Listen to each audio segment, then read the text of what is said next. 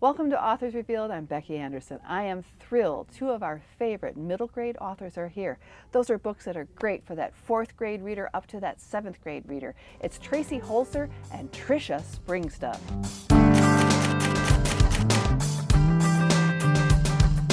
Tricia, welcome back to Anderson's in Naperville. Thank you, Becky. I'm delighted to be here. It is so great to have you back. And What Happened on Fox Street is one of my absolute favorite books. I know we put it on our mock Newbery list that year. Yes. It was one of those books that just I could not stop book talking that to people or any thank teacher, you. especially I could get my hands thank on you. because it was such a sweet novel. And then it was so great because then you wrote the sequel. Right. Then of that later. Yes. So thank you. But now this year you have 2 new books out. Yes. You've been a busy lady. Yes, I work hard. I'm in the last couple of years I've become a full-time writer, so I'm very lucky and privileged to be able to do that, and I really have been working a lot. I think it's luckier for us, the Oh, readers, that you're doing that full time. So hope 2 so. new books. I think Moonpenny Island came out in February. February, yes. And Cody and the Fountain of Happiness, which is going to be a series. Yes, which is so the new fantastic. series. And this is for a little bit younger reader. That's Yes. 7 to 7 10. to 10, yeah. There are a lot of illustrations by the wonderful genius Eliza Wheeler. Oh, she does fantastic. Yes, stuff, I was yeah. really excited to have her bring Cody to life.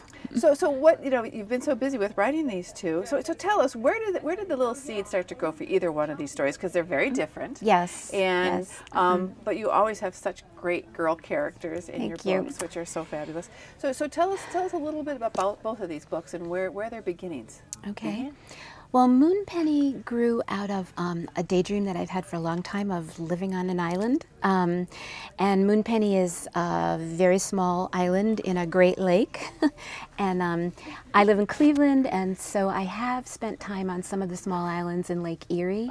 And I've always had an ongoing fantasy of not just being a tourist, but actually being a real islander and getting to live there year round, even when the lake freezes over and it's just this hardy few people that are there. So I probably will never get to do that in my real life, but in my imagination and in my writing life, I created Moonpenny, and I lived there for about 2 years while I was writing it. No, because I love the character of Flora. She's 11 years old, and her best friend has to leave the island because here the summer traffic is gone, we're into the fall. But she comes across a geologist who's studying something. Yes, Jasper. And then the geologist's daughter, who's a different kind of girl. Let's put it that way. And a new kind of friendship A new kind of friendship, which I loved you bringing into the science into the book too. Oh, I'm glad you brought that up. Yeah. So tell us a little bit about that and some of the research you did to put that into Moonpenny Island. Well, a lot of the islands in the Great Lakes are very heavily limestone, so they are perfect for the formation of fossils. And when you go to those islands, you can find the fossils fairly easily. And I was really intrigued by that, by a place that Flora thinks she knows so well, but it has all these layers and layers and layers of history and life preceded her. And so I just started reading up. I'm not a science person really, so I had to do a fair amount of research on mostly trilobites, which is the Ohio State fossil, and they are fairly common on the islands there. And as I was researching, I discovered that they were one of the very first creatures to be sighted. Because they I'm going to tell you probably more than you ever wanted to know about trilobites. No, this is really interesting. No. And because their eyes had a calcite base, there's an incredibly complete fossil record of how the eyes developed. And I just loved that metaphor about, how we all pretty much need to learn to see. And some of us learn, to see through our own eyes, but some of us evolve further and are able to see through other people's eyes and have that kind of, their world becomes that much larger and richer. And so I tried to weave those 2 themes together into the book. And it worked really well. And I loved her friend Spencer. Oh, Spencer's in Cody. Oh, Spencer's. I'm sorry. That's right. Spencer's and Cody. But she's got Joe. She's got Joe. That's right. That's yeah. Joe Hawkins. That was one of my little in jokes. Yeah. I tried to use a lot of island. They read Anne of Green Gables, and I reference Island of the Blue Dolphins, and so I got Spencer's and Cody. Spencer's but and Cody. For Moonpenny Island, what have you heard from readers about this novel? And how do the kids really like the geology part of this and the whole thing? That has been so gratifying because I kind of felt like maybe it was a little nerdy and not adventure packed enough. So sometimes I have been to book festivals and I meet kids. I have little buttons of trilobites, and I'm so thrilled when kids come up and they go trilobites, and the button says hero, because I think of them as kind of humble heroes. They're not like the dinosaurs that everybody are so excited about there, but they actually lived 3 times as long as dinosaurs and really adapted. And so anyway, kids I found so many kids that are really interested in rocks and fossils and paleontology and geology. That's been just really fun and gratifying. Right, and teachers must love it too, because it fits right into STEM. Yes, and everything they're doing with certain core curriculum stuff. Yes. So that's really cool, really cool. So the new book, and this will be a series, and we hope it continues on and on, because we need these books for that little bit younger reader. So Cody, tell us about Cody, and where did she come from?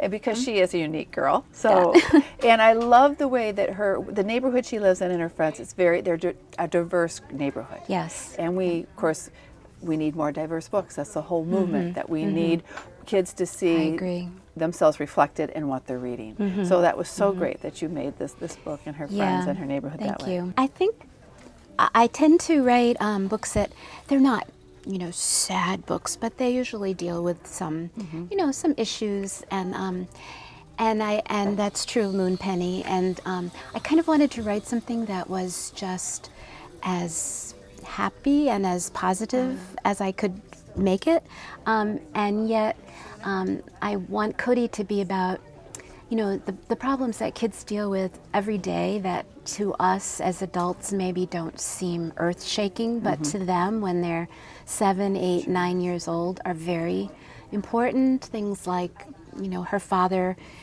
being away on work and her missing him, and her big brother is growing up and she adores him and he's kind of leaving her behind as he grows up, and she has to deal with that. And her mom's got a new job. Her mom has stress with her work. And Cody is a very empathetic child, and she takes all this to heart. And also Spencer, as you mentioned, her sweet friend, they have some personality clashes and they have an argument, and Cody has to figure out how to make up with her best friend. And so I wanted to deal with, those kind of seemingly small everyday issues that kids think about a lot and that loom large in their lives. So the series, when will the next book be out in the series? Next spring. Next spring, okay. And it's called Cody and the Mysteries of the Universe. Okay, oh great. And that one, Spencer will be on the cover. I'm so pleased because I love Spencer. So yeah. Okay, and then there are at least 2 more going to come after that, scheduled after that. So you were a teacher and then a librarian for a long time. So how did those experiences inform your writing, but also even informed you as a reader, and then wanting to be a writer of children's books? But then it's also you were exposed to so much children's literature in those different types of positions, and there was probably a lot that you would talk to kids about. So all of this has informed what you do as a writer. Can you tell us a little bit about that? I'm a self-taught writer, and everything I know about writing really grew out of being a reader first, and then trying my hand at it and hit or miss, slowly learning the process. So reading has just pretty much been oxygen for me since I was about 7 years old. So it's just a very natural progression, I think, that I did become a writer. And I've always gravitated towards kids. I mean, every job I've had has been kid-centric. And when I talk to kids, I say, it's because, you're my favorite people. Kids care so deeply about things. They are so committed to justice and, the world being fair. And also, they're also so willing and always willing to laugh. And that's how I am too. So I've just always, those 2 things just kind of naturally came together to turn me into a kids writer. But all your books, you know, they make you think about something, but also they have such heart. You know? Oh, thank you. But they also, you know, like Mo Wren. I mean, and What Happened on Fox Street. I mean, she is fighting for her family. She's fighting for, you know, this cul-de-sac on which they live and all this stuff. But they're just great characters that not only think with their hearts, but they think with their heads. And they look at things not through just black and white, but they can see the gray in between. Yeah. I think that's such a big part of growing up, you know, realizing that the world just doesn't, you know, you're not at the center of the world. There's much more. And that's a hard thing to learn, but it's necessary to become a full human being growing up. So writing, and you worked with books a long time before you sat down and published your first book. Do you sit down, do you outline? I mean, okay, because this is always one of my questions that I ask authors about. Whether you outline or when you're writing, you know, what's happening in the story is surprising you as much as it does when we're reading it. Most of my books start with a strong sense of place. And once I get that, I have a new book coming out next year that will be for slightly older kids, still middle grade, but the subject matter is a little more heavy duty. But again, I started with this kind of a sense of place, and then the story grows out of, you know, what that place both allows and doesn't allow, and I get very excited when I get an idea, and I make notes, and I try hard to keep myself from starting to write the story before I think I know what's going to happen, but I never can resist. So I always start too soon. And so I have a beginning, and I kind of know the ending. And if it was a map, it would be like the whole middle was blurry and something went wrong, and you're going to be really having to find your way from this one point to the other. That's the adventure for you as the writer. That's the adventure. Connecting the two dots. Yes, I really can't imagine not being surprised myself as I work. And I'm a huge reviser, and that's one of my really pleasures of revising is that I always find connections that I hadn't known were there, and that I see on the second or third time through, and that's one of the most exciting parts of writing for me. Yeah, some authors hate that part. Oh, it's my favorite part. It's my favorite part. So you mentioned Nerd Camp before we started to talk. Yeah. Tell us a little about Nerd Camp. Yes, I was just at camp. Okay.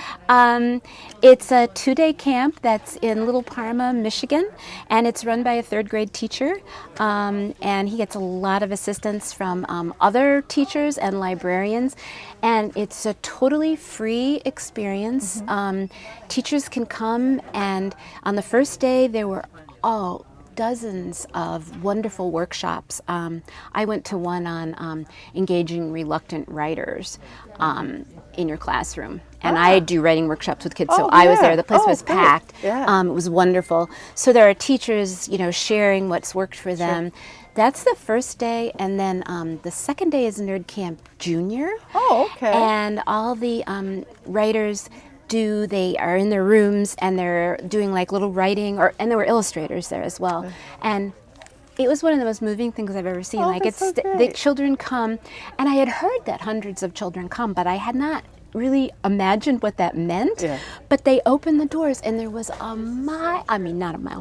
line as far as you could see of these little kids with their pencils and their notebooks and their eyes lit up, coming to talk to writers and illustrators, and you know, I want to be a writer, and just tell me, how do you get published again? And it was just, and everybody, great. And again, everybody's, you know, it's free and everybody's giving their services for free. The kids are coming for free. That's wonderful. It was just one of the most inspiring, heartwarming, terrific things. I really want to go back next year fantastic. Too. I think they need to do a Nerd Camp for adults too. Yes. Like that too. It'd be really fun. So thank you so much for sitting down with me. Oh, my and pleasure. You have to promise us you'll come back and see us. I will. Maybe when the next Cody book is out. Okay. Whatever. Great. What a fun conversation with author Tricia Springstubb about our new book, Cody and the Fountain of Happiness. Thanks for joining us on Authors Revealed.